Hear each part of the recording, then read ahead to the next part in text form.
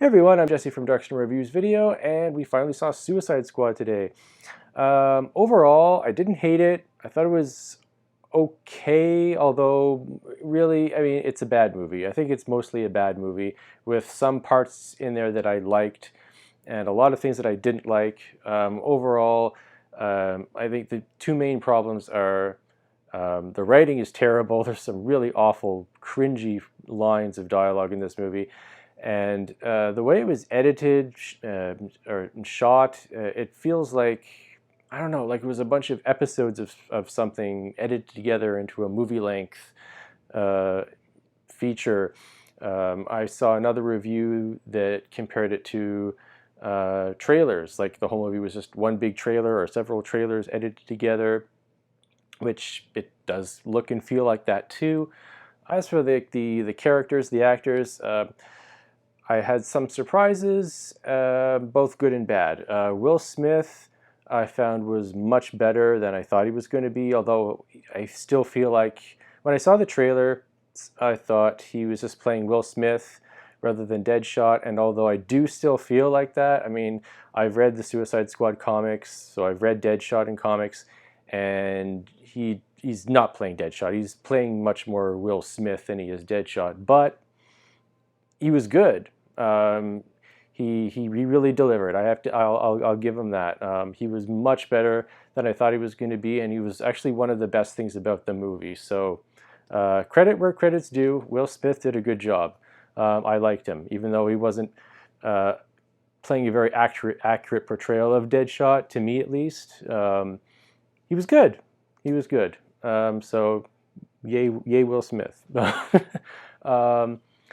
And on the opposite of that, well, not really. Margot Robbie, I think, is an excellent choice for Harley Quinn. She looks like her, and considering the dialogue that she was given, I think she did a good job. But so many of her lines didn't really feel like things that Harley would say or do, like in the club where she's like a stripper. That's not really Harley Quinn. A lot of her dialogue, like towards the end, where she says, "You hurt my friends," that's a really weird thing for her to say. Not really. I mean, her only real friend is Poison Ivy, really, I think. And that's just a really odd thing for her to say, "You hurt my friends." And there's other examples too, but like, I definitely want to see her play the character again, but with a better writer. She needs better lines of dialogue, because a lot of them were not very good, or just like they really overemphasize she's crazy, she's crazy. We know she's crazy. You don't have to keep basically just shoving it down the audience's throat that she's crazy. We know she is. I can't remember what the actress's name is, but whoever played Amanda Waller, she did a really good job. That was a very accurate portrayal of that character. The look of her, well, she's been drawn multiple ways. Like, she's been drawn really large, thin, in the middle. This woman was kind of in the middle, I guess. And yeah, just like her most of her dialogue was pretty good, and just the way she played the character was, I think, spot on. So that was really well done, Amanda Waller. El Diablo, not a character that I was ever really big on in the Suicide Squad comic. He was actually pretty good. I thought that was a pretty accurate portrayal too. I read the new Suicide Squad comic that just came out, the Rebirth one. New Suicide Squad before that, I didn't really get into, but when it began in the New 52 Suicide Squad, I read that all the way through and really enjoyed it. It had its ups and downs like any series, but that was my introduction to Suicide Squad and what I look to as reference or source material when comparing comics to the movie. Katana, she was okay. She was never that prominent in the comics anyway, for the most part. So she was fine, I guess. Boomerang, not a character I ever really liked that much in the comics, but the actor who played him did a really good job. He looked like him. He sounded like I would imagine he would with the Australian accent. He was actually quite good. I thought he was. I think he did a good job.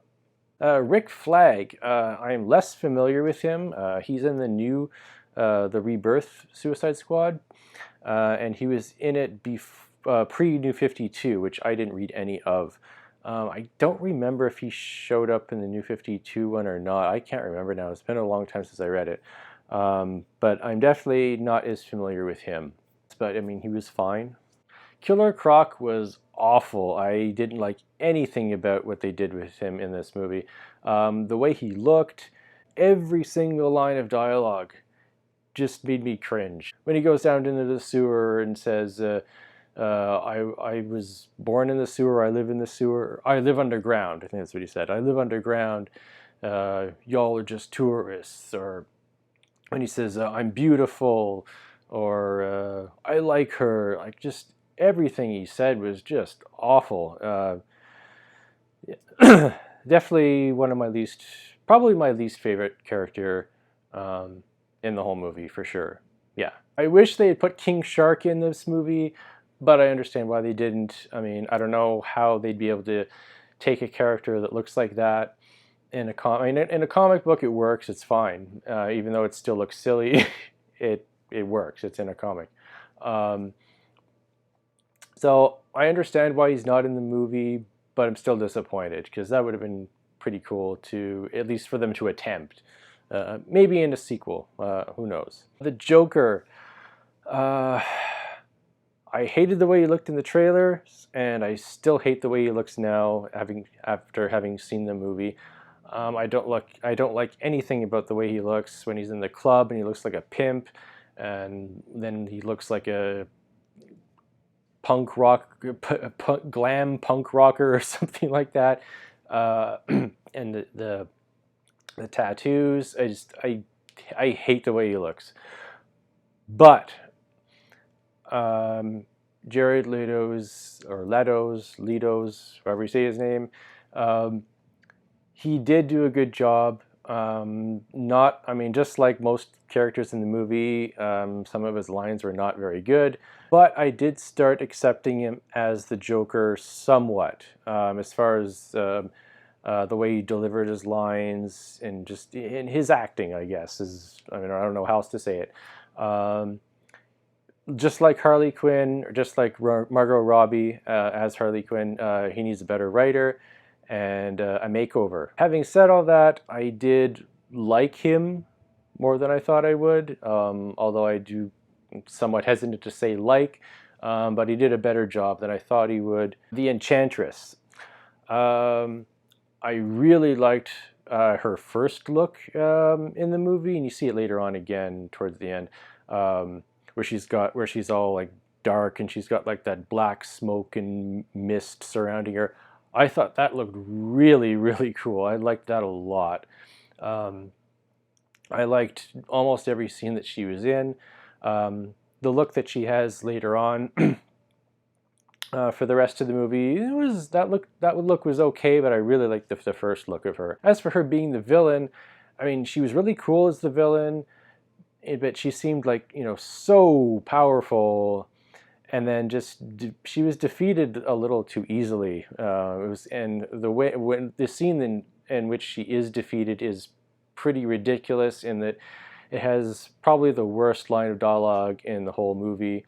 I already knew it was coming because I saw a review that spoiled part of it for me, which was fine. I didn't really care. And my wife watched that review with me as well. And even though we knew it was coming, when Will Smith delivers the line, it was something like, "Now's our chance, we can kill her," something like that. My wife actually started laughing next to me, and I turned to her. Yeah, I know. So yeah, defeated too easily. Very silly scene when she is defeated. But before she's defeated, I thought she was pretty cool. I liked her for the most part as a villain. Batman.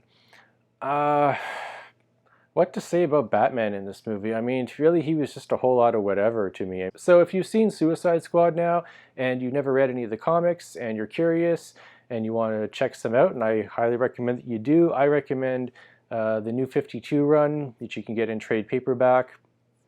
Show some pictures of the covers here or whatever. Go check them out. I thought they were really good for the most part. Like any series, it has some ups and downs, but I definitely recommend you check those out. And the animated movie, Batman Assault on Arkham. It's called Batman Assault on Arkham, but it's really a Suicide Squad movie. It's not really about Batman at all. And that is actually a much better movie than Suicide Squad. Everything about that movie is better than the live-action Suicide Squad. If you have not seen that, I highly recommend you check that out. So that's about it. Have you seen Suicide Squad? If you have, tell me what you thought of it in the comments down below. And if you like this video, please give it a thumbs up. Subscribe if you haven't already. And thank you very much for watching as always, and see ya.